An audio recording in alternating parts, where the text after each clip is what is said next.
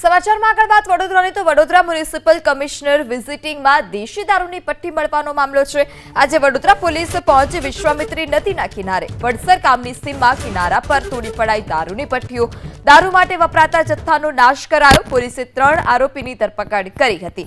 ત્યારે Vadodara municipal commissioner કે જેઓ વિઝિટ માટે ગયા હતા અને તેઓને વિઝિટ દરમિયાન જ આ પ્રકારે દેશી દારૂની જે પટ્ટીઓ હતી તે પટ્ટીઓ મળી હતી અને જે સ્થાનિક પોલીસ હતી તે ઊંઘતી ઝડપાઈ હોય તેવો કાટ પણ સર્જાયો હતો અને આ સમગ્ર મામલો ઉજાગર થતા મ્યુનિસિપલ કમિશનરે પોતાના ફોનમાં કેમેરામાં આ દ્રશ્યો કેદ કર્યા પછી હવે આજે વડોદરા પોલીસની કામગીરી જોવા મળી હતી। વડોદરા પોલીસ ત્યાં સ્થળ પર પહોંચી હતી અને જે દેશી દારૂનો જે આતો હતો તેનો જથ્થો પણ નાશ કરવામાં આવ્યો છે। 3 આરોપીઓની ધરપકડ।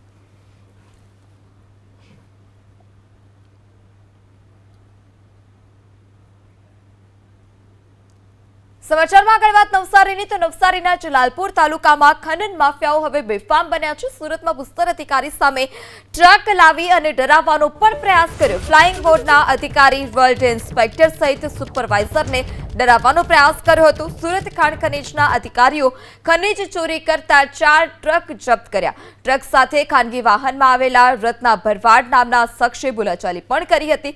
સરકારી ફરજમાં રૂકાવટ કેસમાં રત્ના ભરવાડ સામે પણ ફરિયાદ દાખલ। તો સુરતમાં ભૂસ્તર વિભાગના અધિકારીઓને ડરાવવાનો પ્રયાસ આ ખનન માફિયાઓ કરી રહ્યા હતા। ફ્લાઇંગ સ્ક્વોડના અધિકારી રોયલ્ટી ઇન્સ્પેક્ટર સહિતના અધિકારી હતા તેમને ડરાવ્યા હતા અને ખાણ ખનીજના અધિકારીઓ ખનીજ ચોરતા આજે 4 ટ્રક હતા તેમને પણ ઝડપી પાડ્યા છે।